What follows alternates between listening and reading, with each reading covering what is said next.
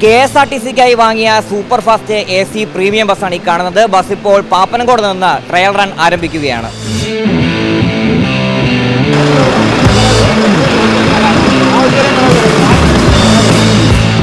നിലവിലോടുന്ന super fast ബസ്സുകളിൽ AC ഇല്ലെന്ന യാത്രക്കാരുടെ പരാതിക്ക് പരിഹാരമാവുകയാണ്.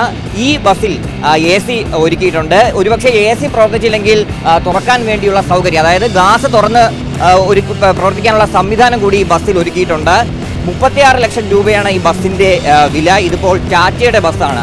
ഇത്തരത്തിൽ 220 ബസ്സുകൾ വാങ്ങിക്കാൻ വേണ്ടിയാണ് KSRTC തീരുമാനിച്ചിട്ടുള്ളത്.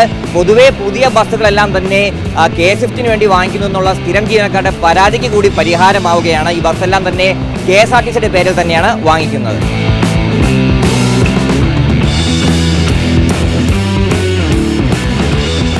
പുഷ് ബാക്ക് സീറ്റ് ഉണ്ട് എന്നുള്ളതാണ് ബസ്സിൻ്റെ മറ്റൊരു പ്രത്യേകത. 40 പേർക്ക് ഇരിക്കാവുന്ന സീറ്റ് അറേഞ്ച്മെൻ്റാണ് ബസ്സിൽ ഒരുക്കിയിട്ടുള്ളത്.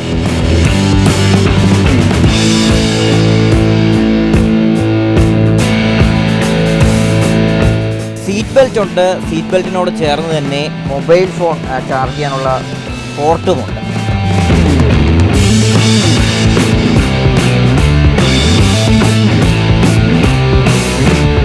പരീക്ഷണ ഓട്ടം ആരംഭിക്കുന്നത് പാപ്പനംകോട് ഡിപ്പോയിൽ നിന്ന് എറണാകുളം വരെയാണ്. KSRTCക്ക് ഏറ്റവും കൂടുതൽ യാത്രക്കാരുള്ളത് തിരുവനന്തപുരം കോഴിക്കോട് റൂട്ടിലാണ്. ഇപ്പോൾ പരീക്ഷണ ഘട്ടത്തിൽ എറണാകുളം വരെയാണ് യാത്ര. 361 രൂപയാണ് ഇതിന് നിരക്ക് ഈടാക്കുന്നത്.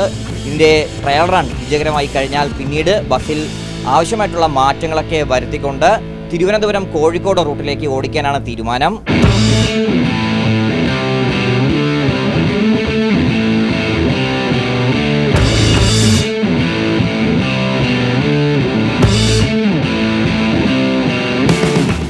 ബസ് പൂർണ്ണമായി സർവീസ് തുടങ്ങുമ്പോൾ ഓൺലൈൻ വഴി റിസർവ് ചെയ്തായിരിക്കും യാത്ര അനുവദിക്കുക. പ്രധാന ഡിപ്പോകളിലൂടെ മാത്രമായിരിക്കും ബസ് കയറിയിറങ്ങി പോകുന്നതും. അതുകൊണ്ട് തന്നെ എളുപ്പത്തിൽ തിരുവനന്തപുരത്ത് നിന്ന് കോഴിക്കോട് എത്താനും സാധിക്കും.